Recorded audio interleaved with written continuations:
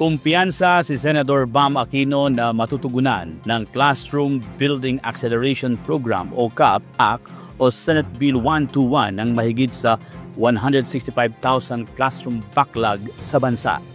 Kapag naisabata, sinabi ni Senator Aquino na papayagan ng Senate Bill No. 121 o CAP Act ang mga lokal na pamahalaan at non-government organizations na magpatayo ng maayos na mga silid-aralan sa tulong ng pondo mula sa pambansang pamahalaan. Nakita mismo ni Aquino ang agarang pangangailangan para sa dagdag na silid-aralan sa kanyang inspeksyon sa Lacandula Elementary School at Dr. Adelaido C. Bernardo High School sa Mabalacat City, Pampanga.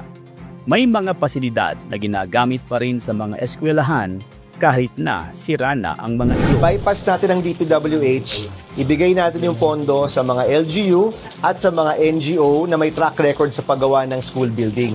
Sa tingin po namin, mas mabilis yung paggawa at mas mura pa sa tamang halaga. Nais po natin makita na mas may pondo pagdating sa edukasyon, pagdating sa classroom, at yung pondong yan na nasasayang lang, nabubulsa lang, nawawala lang, mapunta po sa tama. Hinimok din ni Senator Aquino ang pamahalaan na magtiwala sa mga may kakayahang NGO at LGU na makatutulong para itaas ang kalidad ng edukasyon sa kanilang mga komunidad. In partnership with LGUs, DepEd, and of course, na mapunta po yung budget dyan, I'm sure kaya ho nating mapunuan yung ating kakulangan. Iginiit din ni Senator Aquino ang kanyang hangaring ilipat ang bahagi ng flood control budget sa edukasyon sa halip na ilaan ang bilyon-bilyong pisong pondo para sa mga lugar na hindi naman binabaha. Nais ho namin makita ang isang mas maayos na pondo ng flood control. Kutob ho namin, bababa po yung 275 billion, mapupokus siya sa mga lugar na meron talagang pagbaha. Yung matataptesan po, yung matatanggal, natingin po namin, naabot pa siguro ng 100 billion, nais ho namin ang ilagay sa edukasyon. Sa datos ng Department of Education, ay may mahigit sa 165,000 ang classroom shortage sa bansa.